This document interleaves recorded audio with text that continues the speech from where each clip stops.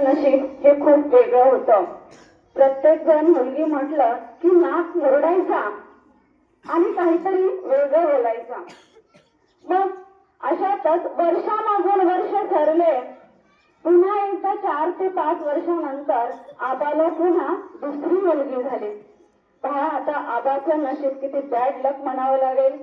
असं कोण म्हणते माहित नाही, पण आबा मात्र स्वतःला बॅड लक म्हणायचा. नंतरही मुलगी झाली म्हटल्यानंतर आता तर आबाच्या पायाखालची जमीनच सरकली. ती जमीन खूप हादरू लागली.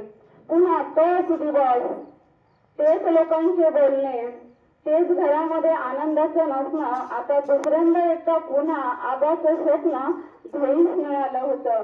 कारण पुन्हा पुन्हा आबाच्या मनामध्ये एकच प्रश्न साथ घालत होता, तो म्हणजे वंशाला दिवा हवा, वंशाला दिवा हवा. आबाला वाटे कधीतरी मुंबईचं जीवन संपून आपण गावाकडे जावं, आपल्या कुटुंबात जगावं, आपल्या परिसरात जगावं. कधीतरी आबा घराच्या बाहेर पडायचा आणि 4 चौघांमध्ये चव्हाट्यावर बसायचा. पण काय, कानामध्ये मात्र आवाज यायचा लोकांचा. तर तो काय काय एवढी मोठी नोकरी, एवढा मोठा पगार, पण काय वंशाला दिवा नाही. छे छे छे असे शब्द पुन्हा पुन्हा आबाच्या कानामध्ये साथ घालायचे. मग हे लोकांचं जे बोलणं आहे ऐकून आबाचं डोकं हे कधीतरी सुन्न होऊन जायचं. मनामध्ये नेहमी लोकांच्या बोलण्यामुळे नकारात्मक विचार यायला सुरू झाले आणि हळूहळू घरामध्ये कांताचा छळ सुरू झाला. कधीतरी त्या कांताला वेगळं बोललं जाऊ लागलं. एक दिवस तर काय झालं, रागामध्ये त्या आबाने त्या कांताच्या डोक्यामध्ये लोखंडाची सळई घातली. कांताचं डोकं रक्तानं लाल बुंद झालं. रक्ताचा सडा पडावा असं तिचं डोकं झालेलं होतं. तरी सुद्धा ती कांता काहीही बोलली नाही. ती फक्त एवढीच म्हणाली, बघा एक दिवस माझी सावित्री कलेक्टर होणार. कारण कांतानं पहिल्या मुलीचं नाव लक्ष्मी ठेवलं होतं व दुसऱ्या मुलीचं नाव सावित्री ठेवलं होतं. एवढा तिचा छळ होऊनही कांताने मात्र आपली तक्रार कुठेही मांडली नाही. त्यानंतर हळूहळू काही दिवस सरले.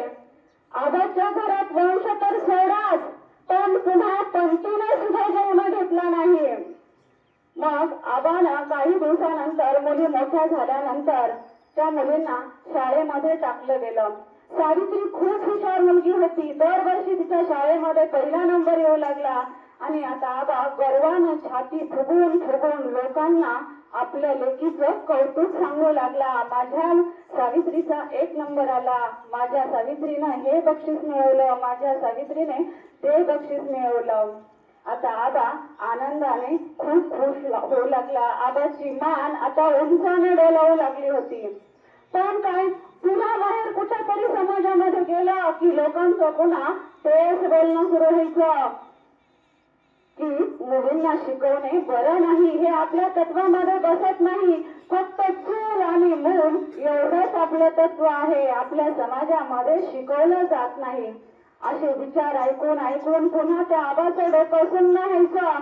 मग आबाने पुन्हा विचार केला, आता आपल्या दोन्ही मुलीचं लग्न करून टाकायचं, दोन्ही मुलींचं एकाच मंडपामध्ये लग्न करायचं.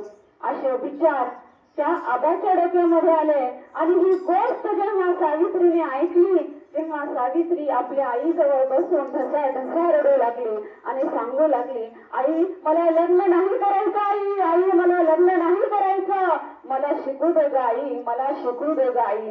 असं सांगितल्यानंतर आईने सावित्रीला समजून सांगितलं की बाळा, शिकणं हे आम्हाला सुद्धा वाटतंय ग, मुलींनी खूप शिकावं, खूप मोठं व्हावं, पण समाजामध्ये खूप लोक नावं ठेवतात.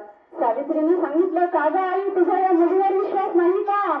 तेव्हा आई म्हणाली, नाही का पोरी, कुठल्याही वडिलांचा आपल्या मुलावर विश्वास नसतो. सर्व आई वडिलांचा मुलीवर विश्वास असतो, पण ह्या भरल्या समाजात जगताना आई वडिलांचा मात्र ह्या समाजावर विश्वास नसतो आणि त्यामुळं लग्न करावेच लागेल. सावित्रीनं आपल्या आईचं म्हणणं कसं बसं ऐकलं आणि ती लग्नासाठी तयार झाली. लग्नाचा दिवस उजडला, सणाईचा घडा वाजू लागला. लग्न घटिका समीप आली आणि आबांच्या काळजात सर्व झालं.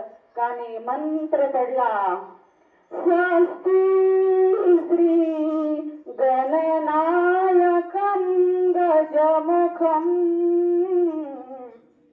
मोरेश्वरं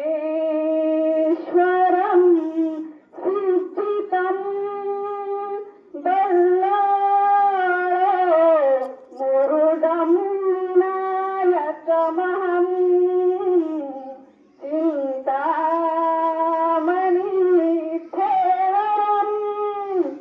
पहा, हे शब्द म्हणजे आपल्याला ऐकायला चांगले वाटतात, पण आई वडिलांच्या काळजामध्ये मात्र ह्या शब्दांनी सर्व होतं. कारण तो दिवस असतो शुभ मंगल सावधान. आबांचे हात लटपटू लागले. दोन्ही मुलींचे आबांनी कन्यादान केले आणि मुली आता आज सासरी जायला निघाल्या. या मुलींचा आजचा या घरामध्ये त्यांचे दिवस संपू लागलेले होते. सासरी जाताना मात्र आबांचं काळीजा खूप खूप भरून आलेलं होतं. आबा भीष्मसून रडू लागला, कारण एका तळहाताच्या फोडाप्रमाणे जपलेल्या चिमुकल्या आज सासरी निघाल्या होत्या. आबाला अश्रू अनावर झाले आणि आबा आपल्या घरातील दारावर डोकं आदळून आदळून रडू लागला. आज मुलींच्या डोळ्यामध्ये डोळे घालून पाहणं हे आबाला खूप जड झालं होतं. आज ह्या मुली माहेरची साडी घालून सासरी निघाल्या होत्या आणि आज हा जो दिवस आहे, हा आजचा दिवस आबांचा खूप वाईट होता. मुलीचं कन्यादान म्हटलं की कुठल्याच आई वडील जगामध्ये कन्यादान केल्याशिवाय जेवत नाही. तसंच आज या आबा आणि कांतानं कसलाही घास पोटामध्ये घातलेला नव्हता. आपल्या मुलींना सासरी वाटायला लावलं आणि घरामध्ये मात्र दोघेही एकटेच राहिले. घरातील सगळं वातावरण आज शांत झालेलं होतं. गजबजलेलं घर, दुगणुगुणावे पाहुणे आज घरामध्ये कसलीही दिसत नव्हती. आज हे सोन्यासारखं घर एका स्मशानभूमीसारखं सुन्न सुन्न वाटत होतं. पुन्हा एकदा आबाच्या डोक्यामध्ये तेच विचार घुमू लागले. तोच प्रश्न पुन्हा पुन्हा त्यांच्या मनाला साथ घालू लागला. तर तो काय, आज वंशाला दिवा हवा होता. आज वंशाला दिवा हवा होता आणि अशातच आबा त्या गोधडीमध्ये तोंड लपवून लपवून ढसा ढसा रडत होता. पुन्हा मुलींचे कसे तरी लग्नाचे 1 वर्ष कसे तरी सरले. आबा पुन्हा एकदा मुंबईवरून गावाकडे आला आणि त्याच रात्री आबा मात्र तापानं फणफणला. ताप खूप जोराचा होता.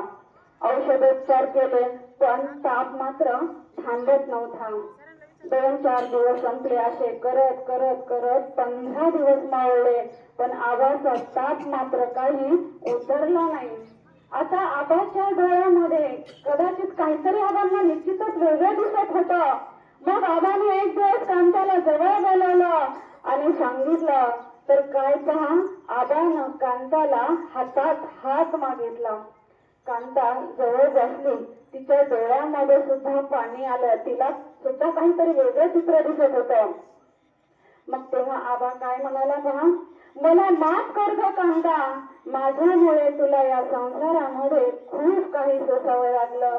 कदाचित आता मी या घरामध्ये थोड्याच दिवसाचा पाहुणा आहे. मला एक वचन दे. माझी सावित्री खूप जिद्दी आणि हुशार आहे. एक ना एक दिवस ती तिचं कर्तृत्व जागवेल. पण माझी लक्ष्मी खूप साधी भोळी आहे आणि तिच्या सासरी सुद्धा तिला खूप कष्ट करावे लागतात. मग मला एक वचन दे, मी गेल्यानंतर माझी नोकरी माझ्या मोठ्या मुलीला लक्ष्मीला दे. त्या काळामध्येही आणि आजही असं आहे, एखादा व्यक्ती जर निवृत्त होण्या अगोदर तो जात असेल तर त्याची नोकरी त्याच्या वंशाच्या दिगेला दिली जाते. मग मुलगा नसेल तर ती नोकरी मुलीकडे सुद्धा वळते. म्हणून त्या आबाने सांगितलं, कांता माझी नोकरी माझ्या मोठ्या मुलीला म्हणजे लक्ष्मीला दे. असं मनात मनात आबा शांत झाले आणि आबांनी शेवटचा श्वास घेतला. घरातील कर्तबगार नेतृत्व आज हरवलं होतं ही बातमी मुलींना कळाली आणि मुली माहेरी आल्या. आबा आबा आबा करत मुलींनी टाळ्या फोडला. मुलींसाठी सारं जग आज रिकामं झालं होतं. कारण बाप हा बापच असतो. त्याची जागा या जगामध्ये कोणीही घेऊ शकत नाही. सगळ्यात श्रेष्ठ नातं जर म्हटलं तर बापाचं आणि मुलीचं असतं. बाप नसतो कोणाच्या ध्यानी मनी, बाप माझा वेदनांचा धनी.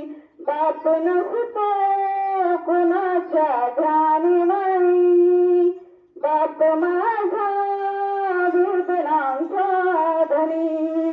दुःख लपवून हसतो वरून, दुःख लपवून.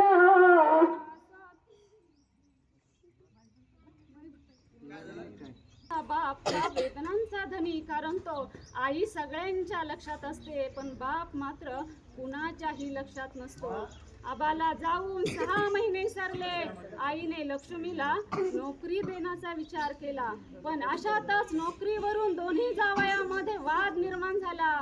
सावित्रीच्या पतीला वाटे की तिच्या वडिलाची नोकरी आपल्याला मिळावी पण लक्ष्मीच्या पतीला वाटे की तिच्या वडिलाची नोकरी ही आपल्या मुलीला मिळावी. अशातूनच घनघोर वाद ह्या दोन्ही जावयामध्ये निर्माण झाला आणि अशातच त्या मुलींचा संसार उद्ध्वस्त झाला. कारण त्या दोन्ही जावयांनी वादामध्ये दोन्ही पत्नींना सोडून दिलं. पुन्हा काही दिवस सरले, काही कालावधी सरला आणि आबांच्या वचनानुसार ती नोकरी आपल्या मोठी मुलीला म्हणजे लक्ष्मीला मिळाली.